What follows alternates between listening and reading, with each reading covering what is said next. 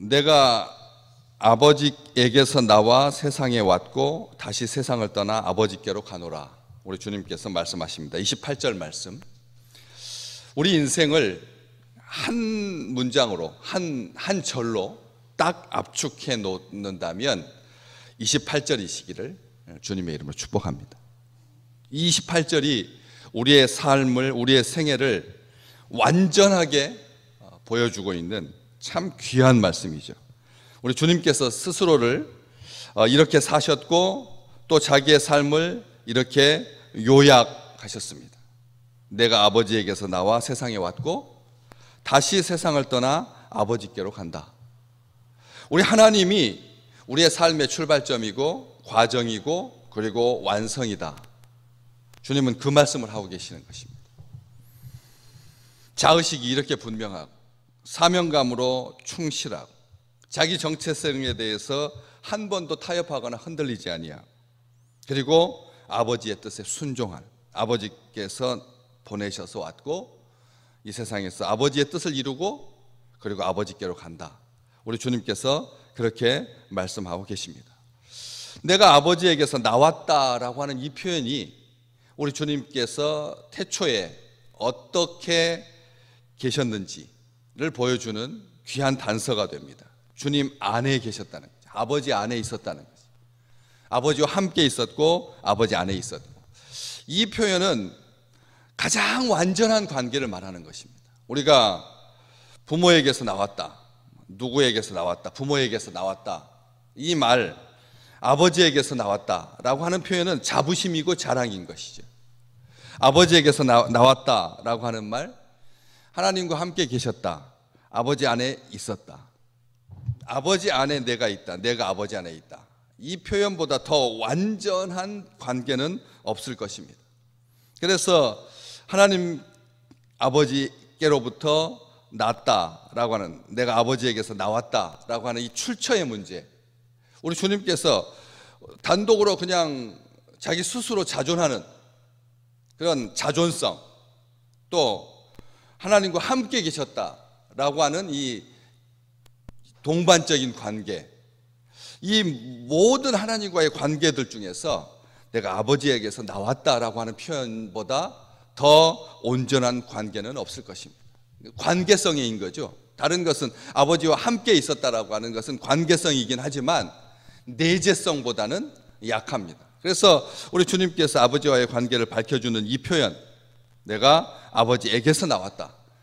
따라서 성경에서 첫사람 아담은 땅에서 났지만 이라고 하는 이 표현과 대비되는 그런 말씀이기도 합니다. 우리 주님께서 하늘로부터 왔다, 하늘에 속해 있다, 하늘에서 왔다, 아버지께서 보내셨다, 세상을 이처럼 사랑하사 영생을 얻게 하려, 그렇게 이 땅에 오셨다라고 하는 것을 말씀하고 계시는 것입니다. 내가 아버지에게서 나왔다. 오늘 또 우리가 하루를 살면서 나는 이 땅에 왜 왔는가, 왜 왔는가, 무슨 의미인가, 흔들림이 없도록 우리 주님께서 분명하게 말씀하고 계시는 것입니다. 내가 아버지에게서 나왔다, 아버지께서 보내셨다라고 하는 이 생각, 이 사명감, 그래서 이 말씀 속에는 내가 아버지께로 간다, 다시 세상을 떠나서 아버지께로 간다, 이것은 우리로 하여금 미련을 갖거나 아쉬워하거나 연연해하지 않는, 몸부림치지 않는 주님의 삶의 방식을 우리에게 보여주고 있습니다. 우리는 언젠가는 돌아가야 할, 아버지께로 가야 할 존재들입니다.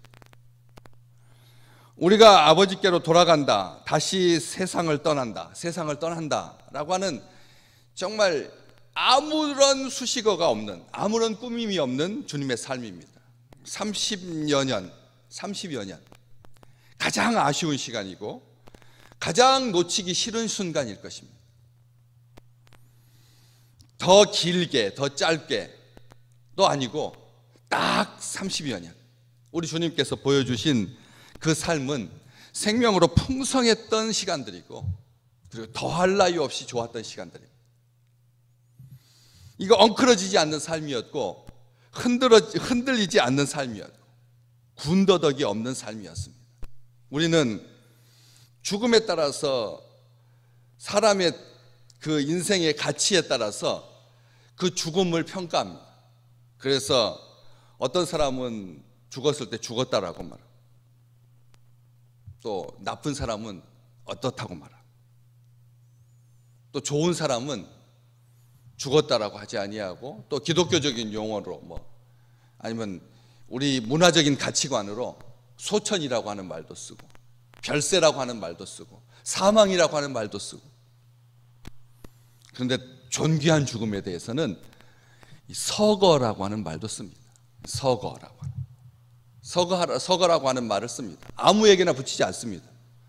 귀한 죽음일 경우에, 안타까운 죽음일 경우에 없어서는 안 될 그런 소중한 사람이었기에 서거라고 하는 말도 쓰곤 합니다.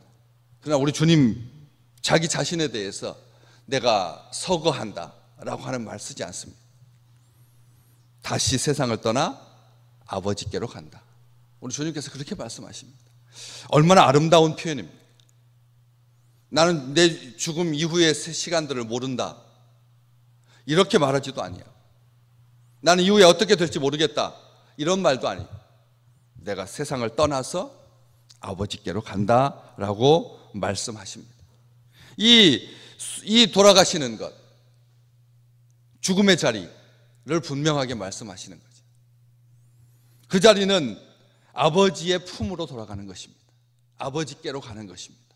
우리가 사망에 대해서, 죽음에 대해서 두려워하지 않는 이유는 여기에 있습니다. 공허함 속으로 빠지는 것 아니고, 소멸되는 것 아니고, 주님께서 아버지께로 가신다라고 말씀하셨던 것처럼 우리도 똑같은 그 길을 가게 될 것입니다. 육신을 입은 자, 우리 주님께서 그 육신을 대표하신 자로 말씀하시고 계십니다. 아버지의 품으로, 영광의 자리로, 보좌로, 아버지께로 돌아간다라고 하는 이 생각은 우리로 하여금 우리의 삶에 대해서 어떤 가치를 부여해야 될지를 분명하게 보여줍니다. 이 말은 사명을 완성했다는 말입니다. 아버지께에게서 나와서 세상에 왔고 다시 세상을 떠나 아버지께로 간다. 사명을 완성했다는 것입니다. 구원이 성취되었다는 말씀입니다. 사탄의 권세를 깨뜨리셨다라고 하는 말씀인 것입니다. 우리는 이것을 믿습니다. 주님께서 하신 이 말씀, 이 땅에 단순하게 유람하기 위해서 온 것이 아니라, 이 땅에 단순하게 보냈기 때문에 억지로 온 것이 아니라, 마지못해 온 것이 아니라, 할 수 없이 온 것이 아니라 기쁜 마음을 가지고 아버지의 뜻을 이루었고 아버지에게로 당당하게 돌아가실 수 있다는 말씀이죠. 그래서 우리는 이러한 삶을 통해서 빨리 가고 싶어하는, 억지로 가는, 강제로 종료시키는, 급히 싫어서 가는 것이 아니다라고 하는 것을 우리 주님의 말씀에서 충분하게 알 수가 있습니다. 그랬더니 이렇게 말씀하시니까 제자들이 지금은 밝히 말씀하시고 아무 비유로도 하지 않으신다라고 깨닫게 됩니다. 이 말씀 때문에 군더더기 없는 주님의 그 온전하신 자기의 삶에 대한 확신과 이해 때문에 주변에 있는 제자들이, 옛날에는 비유라고 생각했는데, 그래서 어디로 가는지 우리가 어떻게 압니까? 이런 질문을 했었는데, 유대인들과 똑같이 헬라 사람들에게 가서 뭘 전하려고 하는, 지식을 깨우치려고 하는 그런 건 줄 알았는데 제자들의 오해가 불식되고 완전하게 알게 되는 것이죠. 지금은 밝히 말씀하시고 아무 비유로도 하지 않으십니다. 우리가 지금에야 주께서 모든 것을 아시고 또 사람의 물음을 기다리지 않는 줄 아나이다. 이 주님의 이러한 삶의 자세 때문에 제자들이 주님에 대해서 고백하고 있습니다. 주께서 모든 것을 아신다. 주께서 모든 것을 아신다고. 아멘. 오늘 우리는 이 말씀을 통해서 주께서 우리의 모든 것을 알고 계시다라고 하는 것을 믿습니다. 이 고백이 나오게 되는 것입니다. 우리가 주께서 모든 것을 아신다. 한치 앞도 내다볼 수 없는 상황 속에서, 불확실성 속에서 불안하게 근심 가운데, 염려 가운데 살다가 그렇게 가신 것이 아니라는 거죠. 30여 년 살았는데도 불구하고 우리는 오늘 우리의 삶 가운데서 우리 주님보다 더 많은 시간들을 이 세상에서 보내면서 이 한 가지를 기억하시기를 주님의 이름으로 축복합니다. 우리 주님께서 모든 것을 아신다. 우리 생각하기에 우리 인생의 반밖에 안 사셨는데 주님께서 아신들 얼마나 더 알겠느냐, 이런 생각 갖는 사람이 있습니다. 결혼도 안 해봤는데 마치 결혼이 인생의 비밀을 깨닫게 되는 중요한 통로인 것처럼 생각하는 사람들이 있습니다. 이걸로 다른 결혼하지 않은 사람을 판단하는, 결혼하지 않은 사람을 판단하는 이런 경우가 있는데, 우리는 이 말씀을 통해서 주께서 모든 것을 아시고 이미 베드로도 예수님보다 더 많이 이미 결혼한 그런 상태였는데도 불구하고 제자들이 이렇게 고백하고 있다라고 하는 것이죠. 또 주님의 28절 그 말씀은 중요한 것입니다. 30절 말씀에 사람의 물음을 기다리시지 않는 줄 아나이다. 아멘. 사람의 물음을 기다리지 않는 줄 압니다. 사람의 질문을 기다릴 필요가 없다는 것이죠. 주님께서 왜 지금 왜 이때, 왜 이렇게 일찍 가십니까? 어디서 나셨습니까? 어디로 가십니까? 인생에 많은 사람들이 가지고 있는 궁극적인 질문들 있습니다. 이 질문에 대한 모든 답이 28절에 있는 것이죠. 28절은 참으로 귀한 말씀입니다. 사람의 질문을 기다리시지 않고 주님께서 먼저 대답해 주신, 많은 사람들이 내가 어디서 왔고 어디로 가는가 그렇게 고민하고 있을 때 주님의 이 한마디가 사람의 물음을 기다리시지 않는 줄 아나이다. 제자들이 그렇게 완전하게 생의 모든 것을 깨닫게 되는 것입니다. 주님께서 이렇게 가르쳐 주고 계시는 것입니다. 아직까지도 흔들리고 있는, 우리가 지금 바르게 살고 있는가? 우리가 지금 우리의 신앙이 지금 흔들리지 않고 있는 것인가? 제대로 가고 있는 것인가? 제자들도 궁금했을 것입니다. 제자들도 묻고 싶었을 것입니다. 왜 지금이십니까? 조금 더 안정감 있게 주님의 나라가 이 땅에 든든한 토대를 잡을 수 있도록, 견고히 앞으로 나갈 수 있도록 그렇게 완성하시고 가시지 하는 그런 질문들, 그런 생각들이 있었을 것입니다. 우리는 우리 인생에 그런 많은 질문들 앞에 봉착하곤 합니다. 그리고 아주 난감해하죠. 그럴 때 이 주님의 말씀, 처음부터 주님께서 들려주셨던 이 원칙 16장을 시작하면서 내가 가는 것이 너희에게 유익하다.